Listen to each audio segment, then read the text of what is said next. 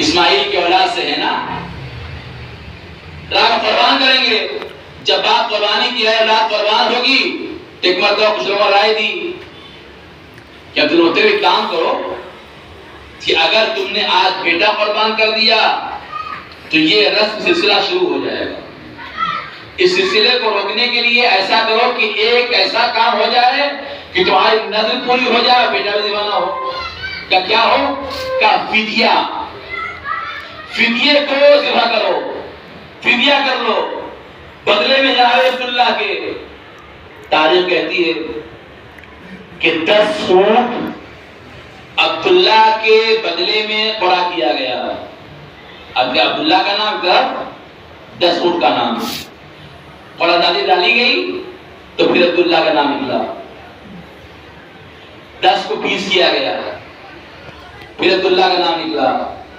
20 کو 30 کیا گیا، پھر عبداللہ کا نام، یہاں تک کہ 90 تک چلا گیا. بار عبداللہ کا نام آ رہا ہے. آخری بار فیصلہ یہ ہوا کہ یہ آخری قرع ہے، اگر عبداللہ کا نام آ گیا تو عبداللہ ذبح ہوں گے. تاریخ کہتی ہے کہ 100 اونٹ ہو گئے، 100 اونٹ کا قرع ایک عبداللہ کے نام سے. اب جو ڈالا گیا تو 100 اونٹ آ گئے، عبداللہ بچ گئے. 100 اونٹ آ گئے، عبداللہ بچ گئے. اللہ نے عبداللہ کو بچا لیا. خدا بندیالت بتانا چاہتا ہے اگر میں رہبران الہی کو بچانا چاہوں تو 100 اونٹ کو قربان کر سکتا ہوں. صلوات پڑھیں محمد وآل محمد پر.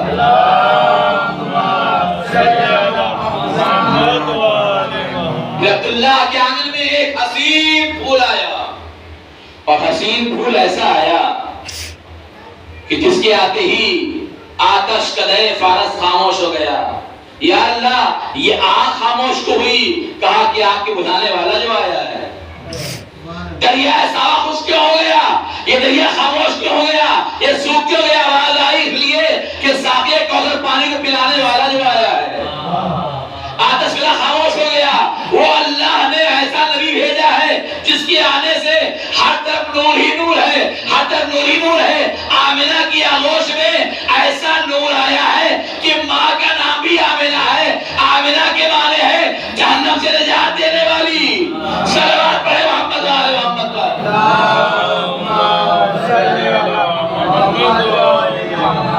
خدا کے عالم نے ہدایت کا سلسلہ رکھا. پیغمبر اسلام کو اللہ نے اسماعیل کی نسل سے بھیجا. یہ آخری نبی ہے جو نسل اسماعیل سے آیا ہے. اس سے پہلے کوئی نبی اسماعیل کی نسل سے نہیں آئے. اور آج تک جو 12 ہادی ہو بھی نسل اسماعیل سے اللہ نے رکھا ہے زندہ سلامت. اس قربانی کا صلہ ہے جو جناب ابراہیم نے مکے میں دی تھی، اللہ نے دیا تھا.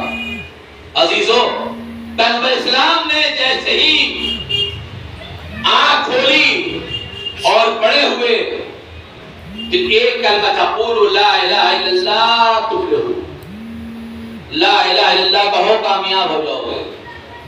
تاریخ کے جملے ہیں کہ تاریخ میں پیغمبر اسلام نے اپنے فوج میں 2 علمدار رکھے تھے.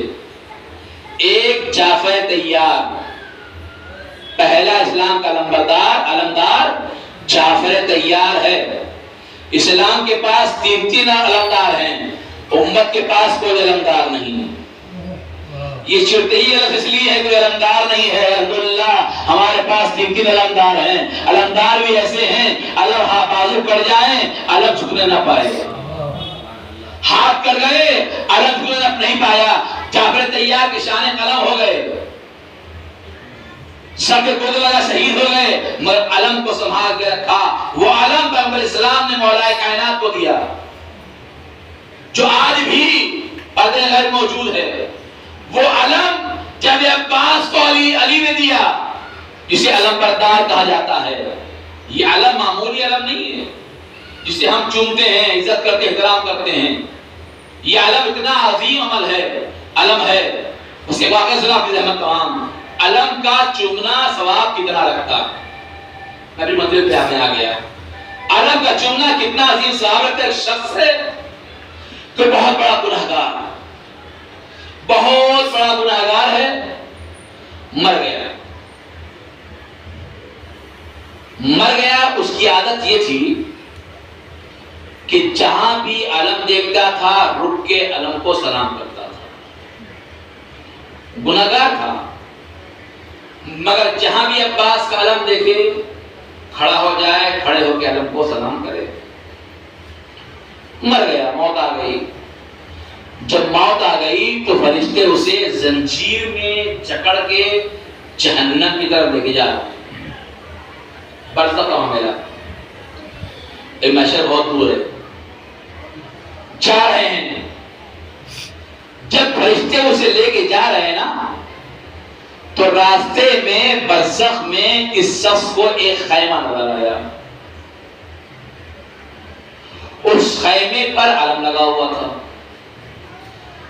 یہ فرشتوں سے کہتا ہے کہ اتنی مہلت دے دو کہ میں اس علم کی زیارت کر لوں.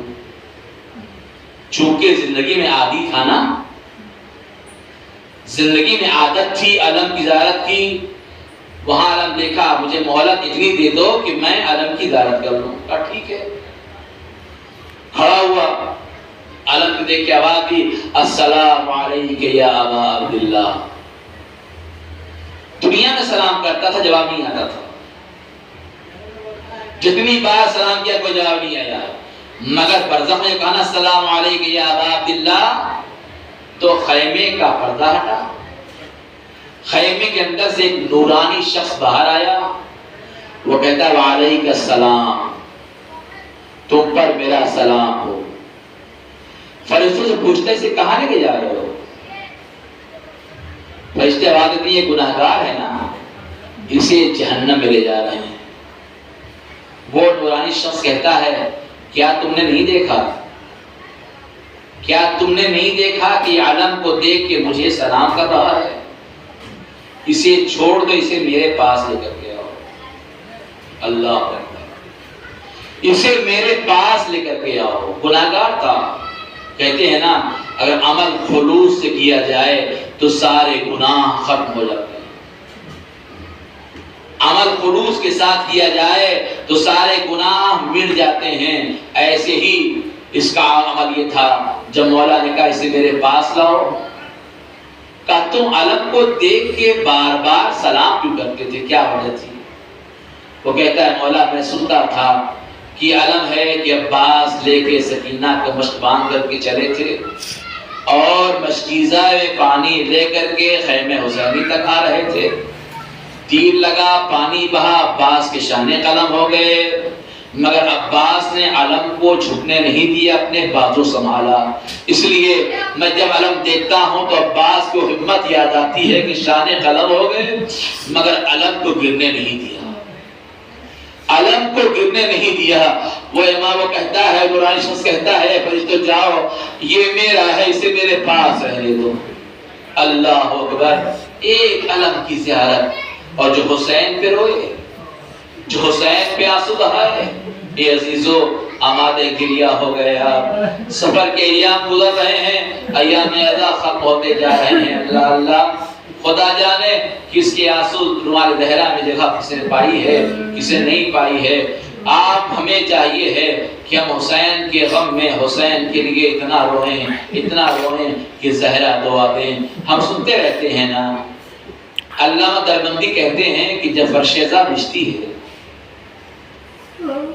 تو فرشیزہ جب بجتی ہے تو دروازے پہ 3 بیویاں آ کے کھڑی ہو جاتی ہیں.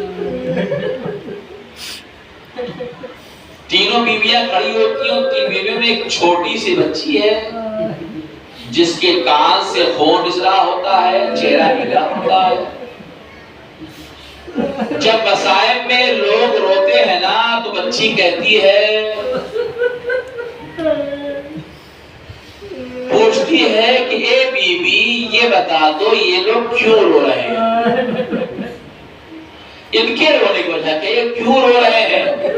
تو آنے والی بیوی کہتی ہے بیٹا یہ تیرے باپ پہ رو رہے ہیں, یہ حسین پہ آنسو بہا رہے ہیں.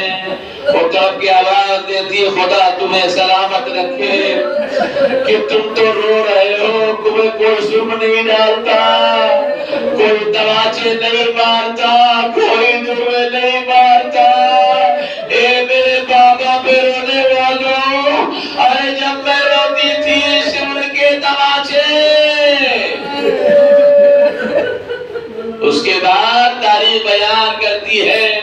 جب مجلس ختم ہو جاتی ہے تو رونے والے جب اٹھ کے جاتے رہتے ہیں تو یہ چھوٹی بیوی ہر ایک کا نام بتاتی جاتی ہے. بیچ والی بیوی جس کا نام شام والی بیوی ہے وہ نام لکھتی جاتی ہے, اور سب سے پیچھے بقی والی بیوی ہے وہ دستخط کرتی جاتی ہے. عظمت ہے, اللہ اللہ اللہ اللہ. یہ بیویاں ہیں, یہ مولا کے چاہنے والے ہیں جو رو رہے ہیں. ارے بیوی زہرا, اے بیوی, آپ کے گھر کو جب جاڑ دیا گیا. اے عزیزو, ایک واقعہ سنیں اسی سے منسلک اور آپ کی ذہنت تمام. ایک مرتبہ محرم کا زمانہ تھا, محرم کے ایام تھے. ایک ایک کر کے ایک دن محرم کا گزرتا گیا. 7 محرم آئی تو ذاکرہ کہتی ہے کہ کل 8 محرم ہے, غازی عباس کے مصائب بیان کیے جائیں گے. وہ مومنہ جو مجلس حسین میں آ رہی تھی, مومنہ تھی, اس کا شوہر ظالم تھا. گھر گئی, گھر کا کام جلدی کرنے لگی. کہا کیا بات ہے؟ کہا کل مجلس ہے, غازی عباس کے مصائب بیان کیے جائیں گے, جلدی سے کام پورا کر لوں گی تو میں مجلس سے پہنچ جاؤں گی. تاریخ کہتی ہے کہ وہ بیوی جو ہے سوچ رہی تھی کہ شوہر آ کے آواز دیتا ہے کہ دیکھو کل میرے مہمان آنے والے ہیں, ان کا خیال کرنا ہے. اللہ, میرے مہمان آنے والوں کا خیال کرنا ہے. جب مہمان کا نام سنا نا, بیوی لرز گئی. کہ اللہ اکبر, مہمان نوازی کرنے میں تاخیر ہو جائے گی. 8 محرم ہے, مجلس ختم ہو جائے گی, میں پہنچ نہیں پاؤں گی. کیا کروں, کیسے کروں, پسپیش میں تھی. اس کے دل میں خیال آیا کہ مہمان کو آنے میں تاخیر ہے اور مجلس کا وقت ہو رہا ہے, جلدی سے جاتی ہوں, مجلس شریک ہوتی ہوں, شریک ہونے کے بعد آؤں گی تو کھانا وغیرہ بنا لوں گی. وہ یہ سوچ کے مجلس چلی گئی.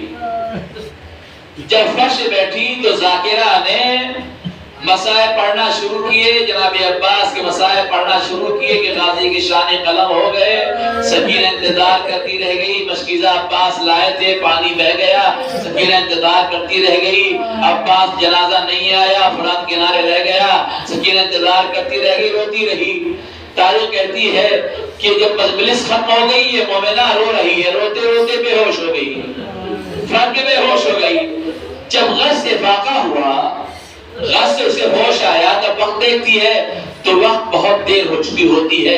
اب گھبرا جاتی ہے, اللہ جانے مہمان آئے ہوں گے, میرا شوہر ظالم ہے, مجھ پہ ظلم کرے گا, مجھے مارے گا, اللہ جانے کیا ہوگا, کیا کیفیت ہوگی, کھانا نہیں بنا ہے, کیا ہونے والا ہے. اسی پسو پیس میں گھبرائے ہوئی, ڈرتی ہوئی گھر کے باہر آئی.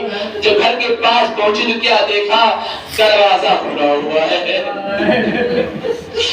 دروازہ کھلا ہوا ہے. جیسے دروازہ کھلا دیکھا, دل میں اور خوف پیدا ہو گیا, اور ڈر پیدا ہوا کہ اللہ جانے میرا شوہر آیا ہوگا, مہمان آئے ہوں گے, اب ان پہ اذیت ہوگی, ضرور ہوگی. ہمت کرتی ہے, گھر میں جاتی ہے, داخل خانہ ہوتی ہے تو کیا دیکھتی ہے, ایک چھوٹی سی بچی ہے, ایک چھوٹی سی بچی ہے جو صحن خانہ میں جھاڑو لگا رہی ہے.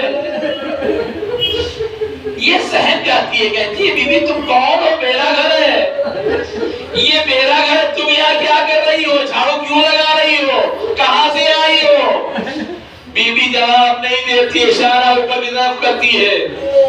وہ بی بی کہتی جب میں اوپر آئی تو کیا دیکھا, باورچی خانے میں ایک بی بی ہے جو کھانا بنا رہی ہے. میں نے ہاتھ جوڑے, بی بی آخر وجہ کیا ہے, آپ کون ہو.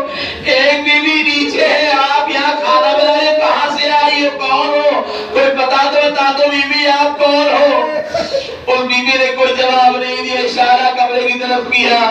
جب کمرے میں گئی تو کیا دیکھا, ایک بی بی نقاب پوش ہے, ایک ہاتھ پسلیوں پر ہے, ایک ہاتھ سے چادر درست کر رہی ہے. اسے رہا نہیں ہے, اے بی بی تم کون ہو,